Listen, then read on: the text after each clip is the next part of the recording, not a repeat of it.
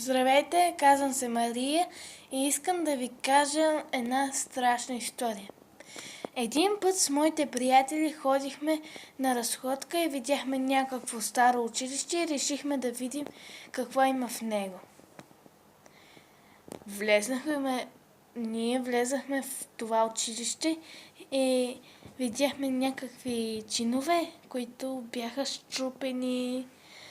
Имаше счупени стъкла, имаше счупени прозорци, имаше счупена дървесина.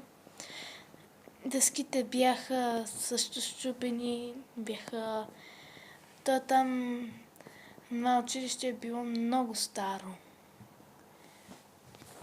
То е много...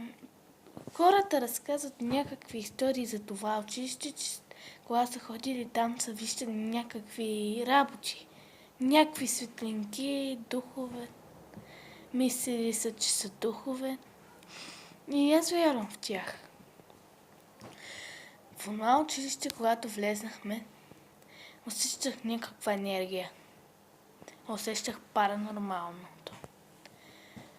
Моите приятели също викаха това. Усещам някаква енергия. Паранормална енергия. Приятелите ми също видяха какво беше училището. Беше много старо училище. И тогава приятелите ми се оплашиха, но аз им казах, духовете може би са добри, но и аз се знаех какви са. Решихме да влезем по-навътре. Влезнахме в една класна стая. Тя беше много грозна, много счупени неща имаше в нея. Училището беше почти цялото счупено. Имаше много стари учебници и те бяха станали на нищо. И видяхме нещо като сянка. Някаква сянка.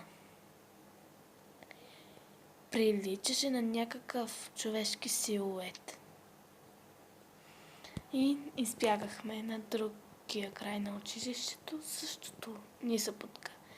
Така, сякаш нещо ни наблюдаваше. През цялото време ни дебнеше от някъде. И ние не сме го виждали.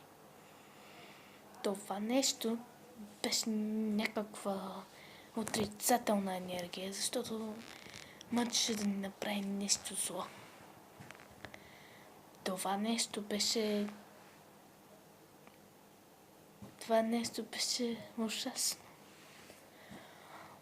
Един път един от моите приятели го хвана и се опита да го отведе.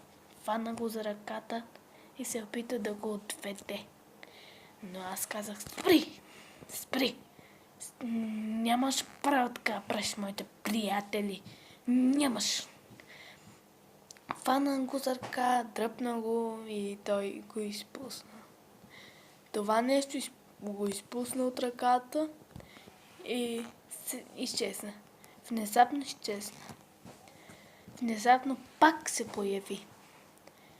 Хвана мен и ме бутна. В това старо училище беше нещо страшно. Отидахме по-нагоре в училището. То беше 3-етажно училище.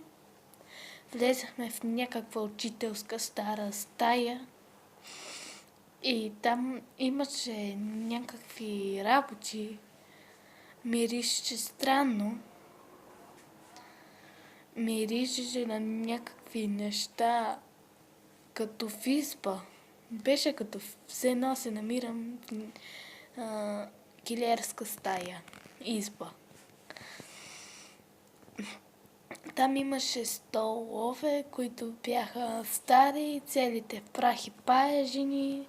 Имаше и паяци, имаше и боболечки, имаше и някакви черви, черни. Имаше гасеници, имаше много неща от природата бяха дошли там. Внезапно този тъмен силует отново се показа. И ние избягахме на третия етаж и отидахме в някаква стая. Тя беше много мрачна, много мирише на странно нещо. Малчище определено е много гадно нещо. Сякаш се намирам вместо в училище, се намирам някъде в отвънния свят, където има много демони, много отрицателни енергии. Винаги съм вярвал в паранормалното. Моите приятели много се оплашиха. Не знаеха какво да правят и избягахме. Седахме на втория етаж, върнахме се в учителската стая, силуетът го нямаше. Тогава осъзнах, че това нещо беше демонично същество. Те така привличат хората към себе си, така ги нараняват. Знаех, че това беше някакъв демон. И отидахме в дирекцията на първия етаж на училището. Там видяхме някакъв труп. Помислихме си, че това е трупа на директора. Директорът едно време е живял там и там е умрял. Той беше разлага се труп, когато отидахме в дирекцията. Беше отвратително, миришеше на мърша, миришеше на гадно. Дирекцията беше цялата проляна с кръв. Беше отвратително. Сините кървяха, сякаш се намирах в ада. Това беше най-ужасното нещо, което съм виждал през живота си. Имаше и някакъв басейн, плувен басейн. Отидахме при басейна и той стана черен. Сякаш водата не беше вода, ами сякаш някакво мастило от химикали. Не знам, нещо черно беше. И когато видях напред, имаше някакви момченца, които се потапяха в тази вода, приличаща на някакво мастило. Ужас беше. Аз не знаех какво виждам.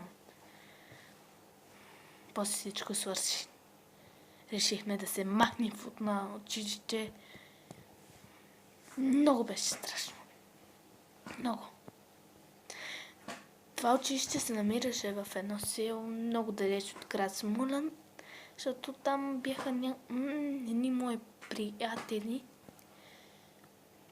Единият приятел се казваше Мишо, другия се казваше Йоана. Една момиченце от този град беше на 9 години.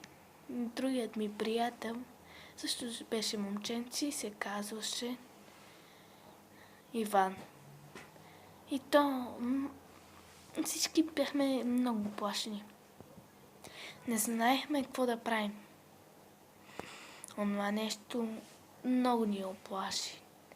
Там имаше много духове, имаше някакъв и демон, имаше много неща там. Мирише нагадно, мирише отвратително.